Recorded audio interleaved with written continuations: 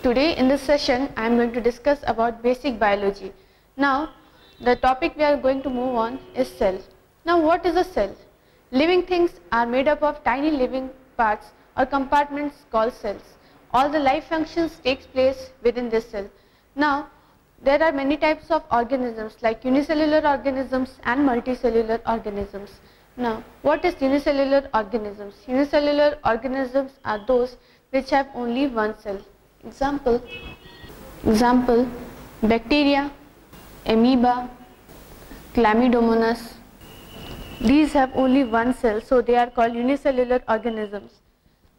Example, this is the structure of amoeba. There is only one nucleus present inside it. This is the nucleus, this is amoeba. It has only one cell. Similarly, this is the animal cell and this is the chlamydomonas is a plant cell. The structure is, this is the flagellum. It's used for movement in water. With the help of this flagellum, this chlamydomonas does movement in water. This is the nucleus.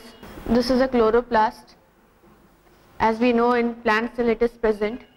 So these are the examples of unicellular organisms having only one cell.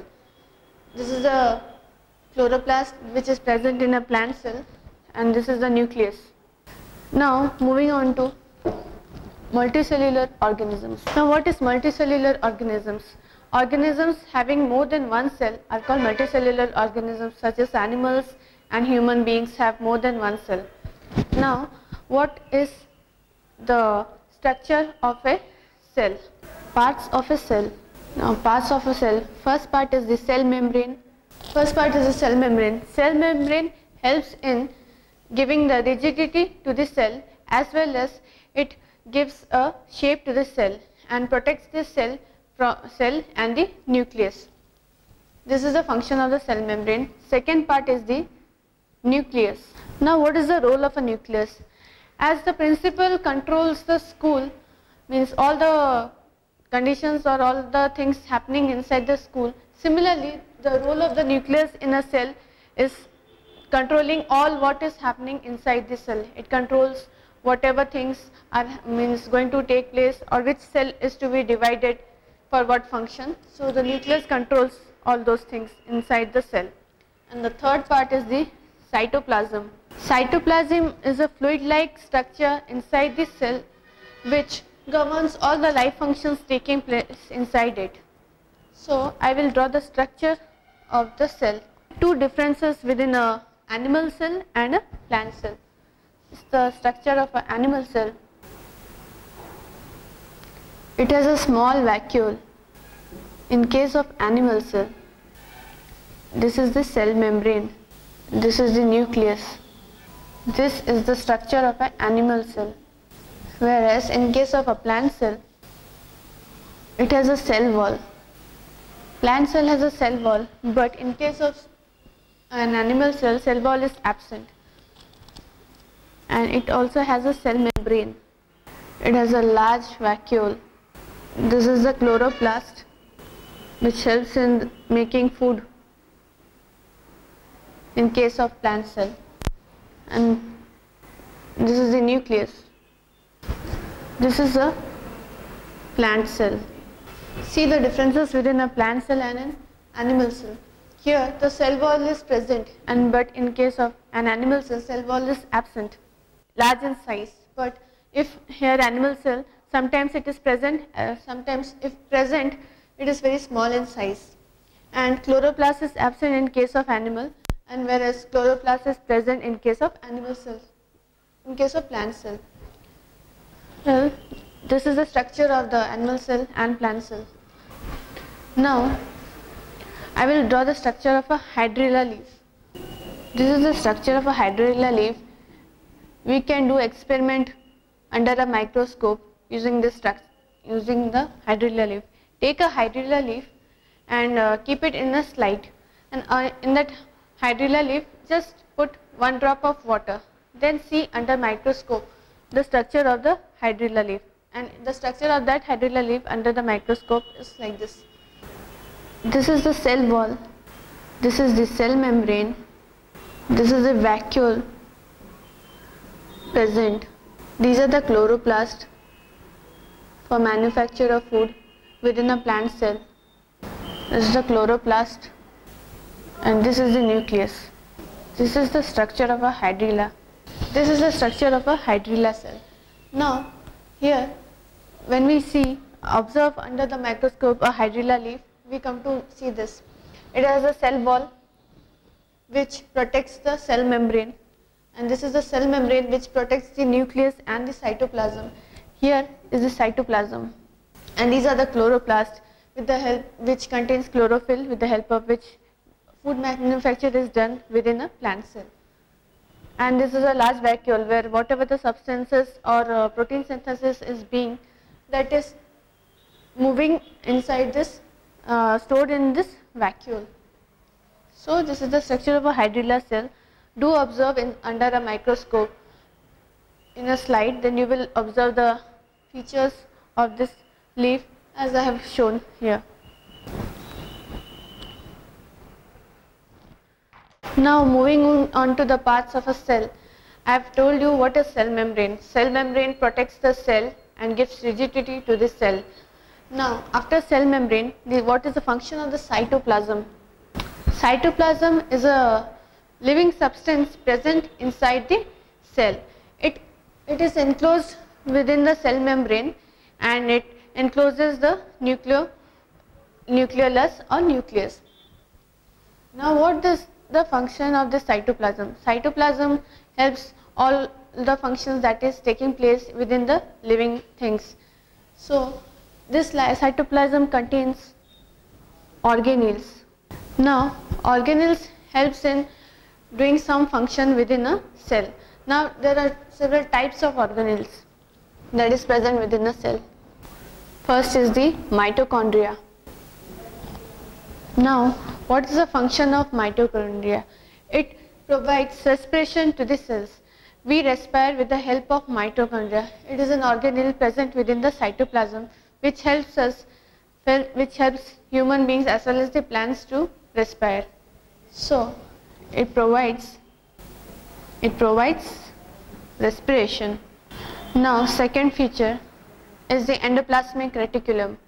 It provides a large surface area in protein synthesis or whatever functions taking place within a cell. It just provides a surface area. Now third is the chloroplast. Now we know very well that plant cells have chloroplast present within it. These chloroplasts have chlorophyll, which is a pigment which helps plants to manufacture their own food.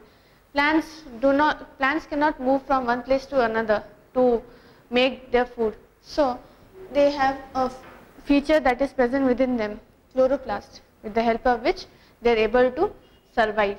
They make their own food. Now these are the three organelles. More organelles are present within the cell. Another organelle that is present is Golgi complex. Now Golgi complex performs the feature of protein synthesis and secretion. Whatever functions or chemical things that are produced within a cell, that is passed on to other cells with the help of Golgi complex. This helps in protein synthesis and secretion. Another organelle that is present is centrioles and centrosome. Centrioles and centrosome help in cell division. We know that we are able to reproduce, or the living things which are reproductive is with the help of this centrioles and centrosome. Centrioles and centrosome provide cell division. Like it provides cell division.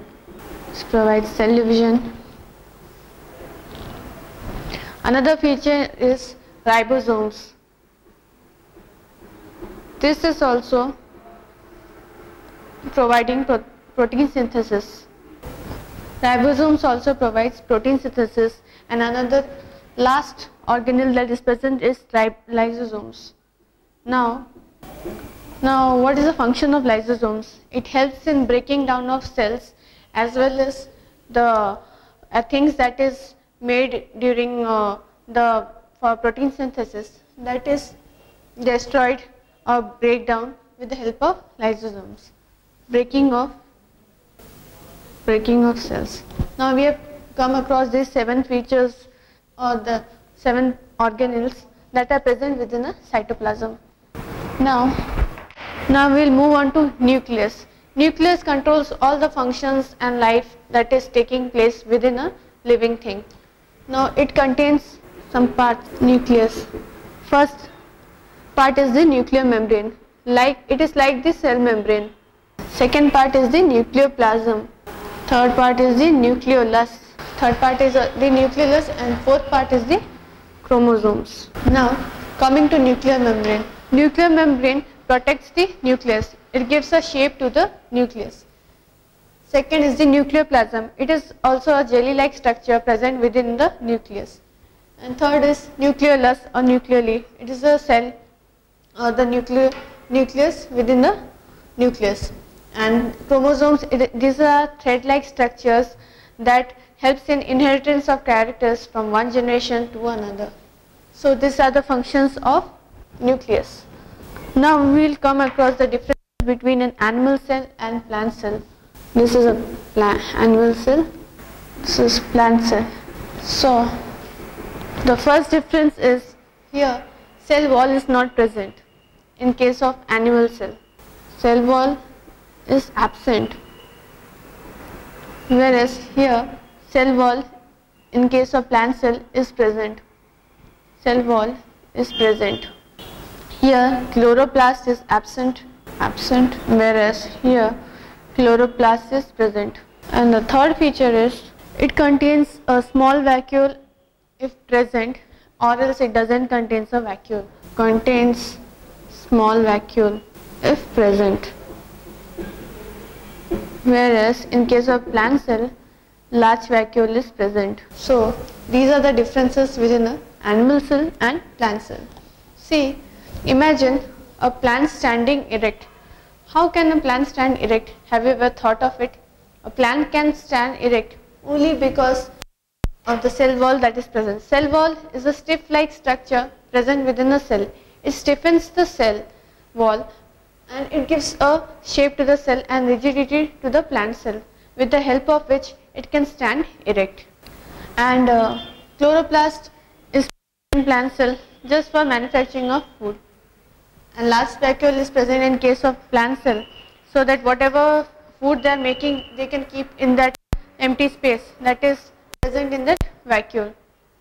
But in case of animal cell, cell wall is not needed, and chloroplast is also absent, and it contains small vacuole if present.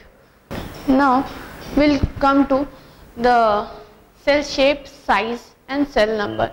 Cell number can be many, from 1 to millions of cells. It depends on the organisms. Like unicellular organisms have only one cell, whereas multicellular organisms have more than one cell. So cell numbers can vary, and whereas the cell shape can also vary, like cells of white blood cells and cells of red blood cells change their shape every time. And the cell size, the longest cell that is present within the living thing is the nerve cell. It comes across 90 micrometers in length. Now this is the structure of a nerve cell. These are the dendrons. With the help dendrons present within a nerve cell, with the help of which it passes or conveys message to another cells of the body at what reaction has to be taken at what time. This is the axon. This is the nucleus. This is a nerve cell. It is the longest cell within a human being. Now coming on to cell division. Living things have the capability to reproduce. So with the help of cell division, they are able to reproduce. Now cell division is of two types. One is meiotic, another is mitosis. Now moving on to cell division. Humans are capable to reproduce. It is possible only in case of cell division. Now how cell division takes place? It takes place in two processes, mitosis and meiosis. Mitosis means cells divide only in case of non-reproductive cells. It helps in growth of organisms, whereas meiosis takes place in case of reproductive cells. Now, how cells divide? Suppose this is a cell. It has one nucleus. When it divides, first the nucleus divides. First the nucleus divides into two. Nucleus. This is also nucleus. Later, after the nucleus is divided into two parts, the cytoplasm divides. So it forms two cells, two daughter cells with two nucleus. So this is a way how cell division takes place. First one cell is present. First nucleus is divided into two parts.